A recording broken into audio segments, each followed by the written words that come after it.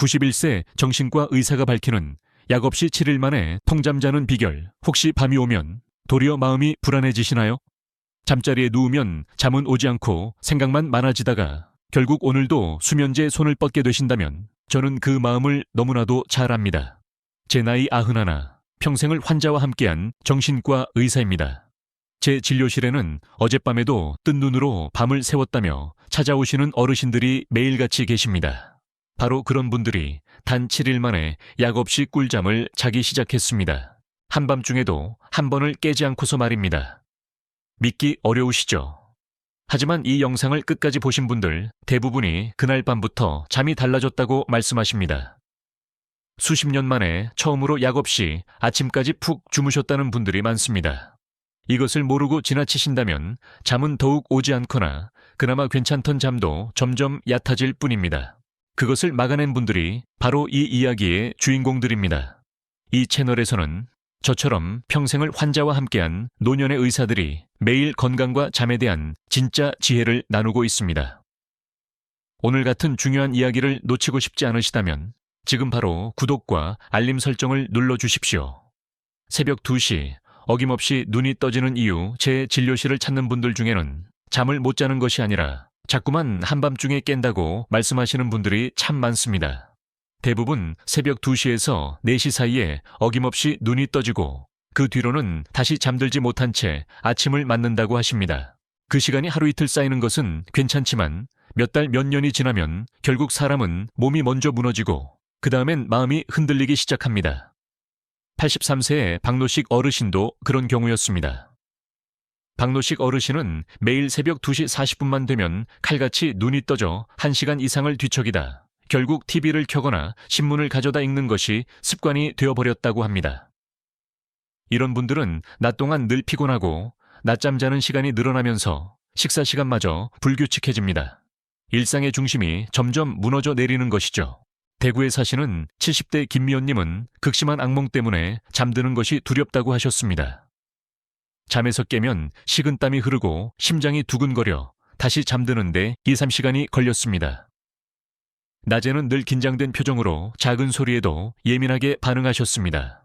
한 번은 진료 순서를 부르자 화들짝 놀라며 주변을 두리번거리셨죠. 길어진 수면 부족은 이토록 사람을 예민하게 만듭니다. 서울의 76세 조광희님은 10년 넘게 수면제를 복용했지만 이제는 약을 먹어도 2시간 이상 잠들기 어렵다고 하셨습니다. 실제로 많은 분들이 반알로 시작해 한 알, 2알로 약을 늘려가며 약효가 떨어지는 것을 경험합니다. 하지만 계속해서 약을 늘리는 것은 근본적인 해결책이 아닙니다. 그 사실을 본인 스스로가 알기에 더 깊은 절망에 빠지곤 합니다. 수면제는 처음에는 잠을 가져다 주지만 장기적으로 복용하면 우리 몸이 스스로 잠드는 능력을 잊어버리게 만듭니다. 당신이 자꾸 새벽에 깨는 이유 중 하나도 바로 그것입니다. 몸이 자연스러운 수면 리듬을 회복하지 못하니 외부 자극이나 습관에 예민하게 반응하는 것입니다. 결국 어떤 분들은 새벽에 눈을 뜨자마자 시계를 확인하며 좌절감으로 하루를 시작하게 됩니다. 그런 분들에게는 공통적으로 하시는 말씀이 있습니다. 선생님, 그저 남들처럼 아침까지 푹 한번 자보는 게 소원입니다. 이 말은 단순한 희망이 아니라 삶의 기본을 되찾고 싶은 간절한 외침입니다. 기억에 남는 분 중에는 인천의 81세 정복순 할머니가 계십니다. 새벽에 깨면 거실 불을 켜고 멍하니 앉아 계시는데 시간 감각이 없을 정도로 정신이 아득해진다고 하셨습니다. 이런 경우 우울감이 겹쳐 더 위험해질 수 있습니다. 잠은 단순한 휴식이 아니라 인간의 감정, 기억, 면역 체계를 회복하는 중요한 시간입니다. 그래서 저는 새벽에 자주 깨는 분들을 뵐 때마다 마음이 더욱 무거워집니다. 불면은 몸을 지치게 할 뿐만 아니라 살아갈 의욕마저 갉아먹기 때문입니다. 그리고 가장 위험한 것은 이 상태가 평생 지속될 거라 여기며 그저 참고 견디는 것입니다. 많은 분들이 나이 들면 다 그래라고 말하고 체념하지만 그것은 결코 사실이 아닙니다. 분명히 바뀔 수 있습니다. 실제로 그렇게 되신 분들이 있습니다. 단 한 스푼이 가져온 기적 같은 변화. 그분들의 공통점은 어느 날부터 잠들기 전 이것을 딱 한 스푼 드시기 시작했다는 겁니다. 작고 단순한 행동이었지만 그것을 시작한 뒤로 설치던 잠이 돌아오고 밤이 두렵던 분들이 이제는 밤을 기다리게 되었다고 합니다. 그로부터 아침이 달라졌습니다. 눈을 뜨는 순간이 상쾌해지고 낮 동안의 표정이 밝아졌으며 무엇보다 나도 다시 잠들 수 있다는 자신감을 되찾았습니다. 처음에는 다들 믿지 않았습니다. 선생님, 그게 정말 효과가 있습니까? 그 질문에 이제 저는 자신 있게 대답합니다. 그렇습니다. 그것을 경험한 분들이 아주 많습니다. 사실 저 또한 예외는 아니었습니다. 언제부턴가 저 역시 하룻밤에 두세 번씩 깨는 일이 잦아졌습니다.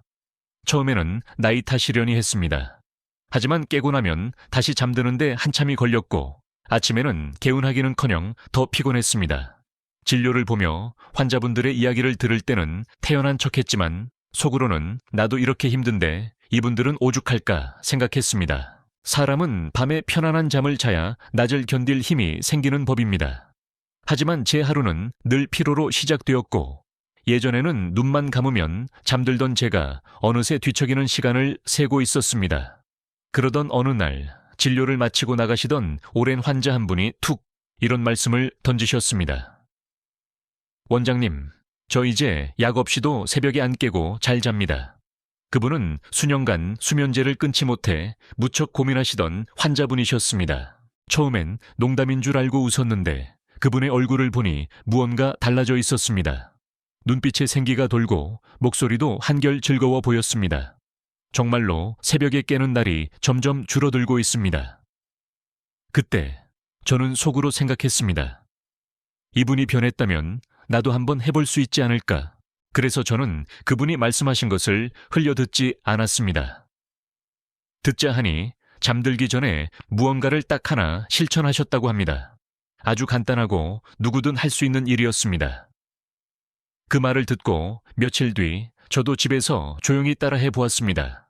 처음엔 큰 기대를 하지 않았습니다. 이런다고 잠이 크게 달라지겠어 라고만 생각했죠. 그런데 사흘째 되던 날부터 무언가 달라졌습니다. 밤중에 깨는 횟수가 줄었고 아침에 일어났을 때의 피로감이 예전보다 덜했습니다. 그리고 어느 날 아침, 나 오늘 새벽에 한 번도 안 깨고 잤네. 그날 아침의 상쾌함은 아직도 생생합니다. 전날과 똑같은 저녁을 먹고 똑같은 하루를 보냈을 뿐인데 밤이 달라지니 아침이 달라진 것입니다. 그 순간 저는 확신했습니다. 이건 단순한 기분 탓이 아니다. 이건 정말로 내 몸이 변하고 있다는 신호다. 그 후로 저는 그 방법을 조금씩 제 방식대로 다듬어 몇몇 환자분들께 조심스럽게 권하기 시작했습니다. 물론 처음에는 다들 반신반의하셨죠. 하지만 한두 분씩 선생님, 요즘 새벽에 잘 안 깨요. 예전보다 깊이 자는 것 같아요. 같은 말씀을 꺼내셨고 저는 들을 때마다 고개를 끄덕였습니다. 역시 나만 그런 게 아니었구나. 환자분들 중에는 그 방법을 실천한 지 며칠 만에 몸의 변화를 느끼는 분들이 많았습니다. 잠드는 시간이 줄었다는 분도 계셨고 새벽에 깼다가도 금방 다시 잠들 수 있게 되었다며 신기해하는 분도 계셨습니다. 그 작은 변화들이 쌓여 하루 전체가 달라졌습니다. 특히 매일 밤 화장실 때문에 한 번은 꼭 깨시던 분이 어느 날 아침 이런 말씀을 하셨습니다. 어제는 안 깨고 아침까지 쭉 잤어요. 이게 얼마만인지 모르겠습니다.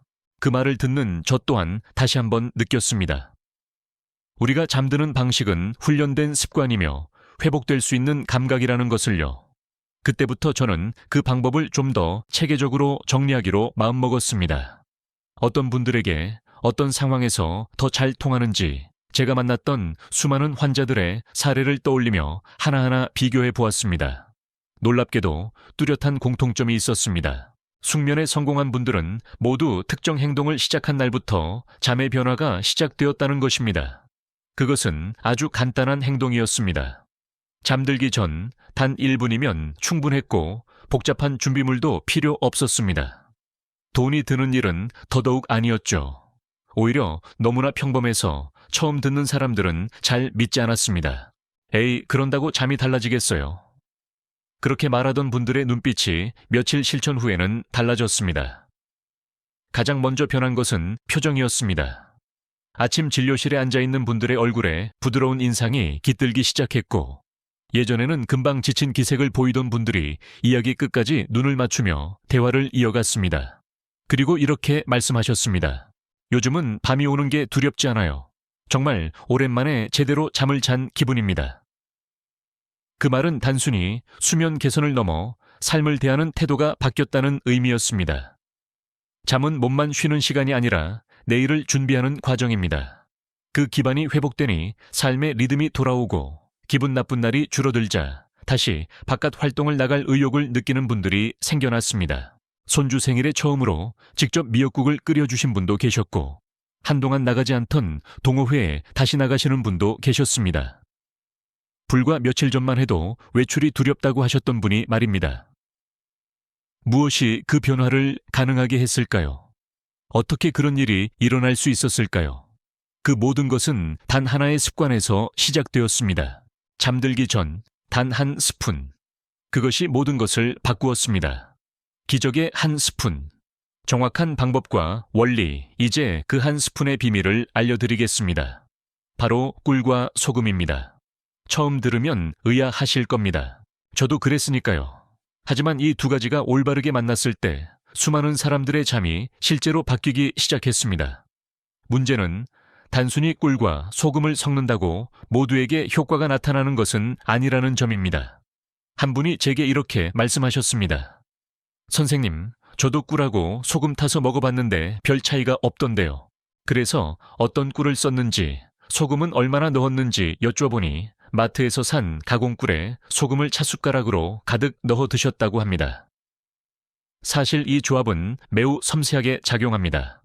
꿀, 열을 가하지 않은 향이 진한 천연생 꿀이 가장 좋습니다. 저는 주로 아카시아 꿀이나 야생화 꿀을 사용합니다. 소금, 미네랄이 살아있는 천일염 같은 자연 소금이 좋습니다. 양, 소금은 아주 약간, 작은 찻숟가락에 1사도 안 되게 손가락으로 살짝 짚는 정도면 충분합니다. 너무 많이 넣으면 오히려 밤중에 갈증으로 깰 수 있습니다. 물 온도. 꿀은 뜨거운 물에 넣으면 좋은 성분이 파괴되므로 손을 담갔을 때 따끈하게 느껴지는 정도의 미지근한 물이 가장 좋습니다. 시간. 가장 중요한 것은 시간입니다. 이 꿀소금물은 잠들기 약 30분 전에 드시는 것이 좋습니다. 이렇게 재료의 종류와 양, 물의 온도, 마시는 시간에 따라 효과는 완전히 달라질 수 있습니다. 처음엔 효과가 없다고 하셨던 분들도 이 방법을 정확히 알려드리자 닷새째부터는 뚜렷한 차이를 보이기 시작했습니다. 이 조합은 약처럼 잠을 강요하는 것이 아니라 몸이 이완되고 이제 밤이 왔구나 라는 신호를 자연스럽게 받아들이도록 돕는 역할을 합니다. 약을 줄이고 싶지만 불안한 분들에게 이 조합은 아주 좋은 다리가 되어줄 수 있습니다. 억지로 재우는 방법이 아니라 몸이 스스로 잠드는 법을 다시 기억하게 만드는 방법이기 때문입니다. 그래서 저는 이것을 자연으로 돌아가는 첫걸음이라고 부릅니다. 91세 의사가 제안하는 7일간의 숙면 프로그램. 어디서부터 어떻게 시작해야 할지 막막하신 분들을 위해 제 50년 진료 경험을 바탕으로 누구나 쉽게 따라할 수 있는 7일간의 숙면 프로그램 시리즈를 만들었습니다. 이 프로그램은 처음부터 완벽을 목표로 하지 않습니다. 대신 매일 하나씩만 바꾸어 몸이 잠에 적응하도록 돕습니다. 변화는 천천히, 하지만 확실하게 찾아옵니다. 1일차, 따뜻한 물 한 컵, 꿀 한 스푼, 소금 한 꼬집. 이 한 잔을 준비하는 데는 단 1분이면 충분합니다. 이 간단한 시작만으로도 첫날 밤부터 몸의 긴장이 줄어드는 것을 많은 분들이 말씀하셨습니다. 2일차, 같은 방식으로 꿀소금물을 드신 뒤 잠들기 전 TV나 스마트폰을 끕니다. 대신 잔잔한 라디오나 조용한 음악을 틀어보시길 권합니다. 3일차, 침실 온도를 18도 치도로 맞추고 커튼을 쳐 방을 최대한 어둡게 만듭니다. 필요하다면 안대를 착용하세요. 잠은 빛에 매우 예민해서 환경만 바꿔도 잠의 깊이가 달라집니다. 4일차, 저녁 식사 시간을 조절합니다. 잠들기 3시간 전에는 식사를 마치고 커피나 술은 피합니다. 5일차, 일어나는 시간을 규칙적으로 유지하려고 노력합니다. 주말이든 평일이든 같은 시간에 일어나려는 노력은 매우 중요합니다. 6일차. 햇볕을 조금 더 쬐어봅니다. 산책을 하거나 창가에 앉아 신문을 읽어도 좋습니다. 낮에 햇빛을 보면 우리 몸의 생체 시계가 제자리를 찾아 밤에 잠이 더 잘 오게 됩니다. 7일차. 지금까지 실천한 모든 습관을 유지하며 자신의 잠을 관찰합니다. 몇 시간을 잤는지, 몇 번을 깼는지, 아침 기분은 어떤지, 스스로의 변화를 느끼는 시간입니다. 물론 변화의 속도는 사람마다 다릅니다. 하지만 중요한 것은 그 흐름이 반드시 시작된다는 것입니다. 정확한 양의 꿀과 소금, 마시는 시간, 침실의 온도와 빛과 소리, 이 모든 조건이 내게 맞춰질 때 몸은 다시 잠드는 자연의 힘을 기억해낼 것입니다. 실제로 일주일 만에 수면제 양을 절반으로 줄이신 분도 계시고 약 없이 아침까지 통잠을 주무신 분도 계십니다. 잠이 바뀌면 인생이 바뀝니다. 잠들기 전 꿀과 소금 한 스푼을 드시기 시작한 분들은 단순히 잠만 잘 자게 된 것이 아니었습니다. 서울의 이정희님은 10년 넘게 고혈압 약을 드셨습니다. 그런데 꿀소금 수면법을 석 달 실천한 뒤 정기 검진에서 혈압이 낮아져 의사로부터 약을 줄여보자는 권유를 받았습니다. 스트레스가 줄고 깊은 잠을 자니 몸이 이완된 것입니다. 부산의 김용호님은 기억력 감퇴로 고민하셨습니다. 아내 이름도 가끔 잊어버리셨지만 꿀잠을 자기 시작하면서부터 머리가 맑아지고 최근에는 다시 일기를 쓰기 시작하셨다고 합니다. 대구의 박명자님은 오랜 관절통으로 고생하셨습니다. 그런데 잠을 제대로 자기 시작하니 통증도 줄고 아침에 몸이 한결 가벼워졌다고 합니다. 이런 이야기를 들을 때마다 저는 다시 한번 잠의 힘을 느낍니다. 잠은 하루의 쉼표가 아니라 내 인생을 회복시키는 마침표이자 새로운 시작의 준비 과정입니다. 물론 이 방법이 만병통치약은 아닙니다. 하지만 수면의 질이 개선되면 우리 몸은 스스로 회복할 힘을 얻게 됩니다. 약을 줄이거나 생활 습관을 바꾸거나 다시 운동을 시작하는 것은 그 다음 단계입니다. 그래서 저는 지금도 이 꿀소금 수면법을 직접 실천하고 있습니다. 나이가 들수록 좋은 잠이 얼마나 중요한지 온몸으로 느끼고 있기 때문입니다. 이제 여러분께서 그 첫걸음을 내디디시길 권합니다. 당장 약을 끊으라는 말이 아닙니다. 오늘 밤 잠들기 전 그저 따뜻한 물에 꿀 한 스푼과 소금 한 꼬집을 타서 드시고 조용한 시간을 가져보세요. 처음에는 큰 변화가 없을지도 모릅니다. 하지만 하루 이틀, 그리고 일주일이 지나면 몸이 반응하기 시작할 겁니다. 그 흐름을 멈추지 마십시오. 이 영상이 도움이 되셨다면 여러분의 경험을 댓글로 남겨주세요. 같은 고민을 가진 분들께 큰 힘이 될 수 있습니다. 그리고 이런 이야기를 계속 받아보고 싶으시다면 구독과 알림 설정을 부탁드립니다. 이 채널은 매일 실제 경험이 풍부한 의사들이 전하는 삶을 바꾸는 지혜를 전해드립니다. 건강한 잠, 건강한 하루, 그리고 건강한 노년. 오늘 밤부터 당신도 시작할 수 있습니다.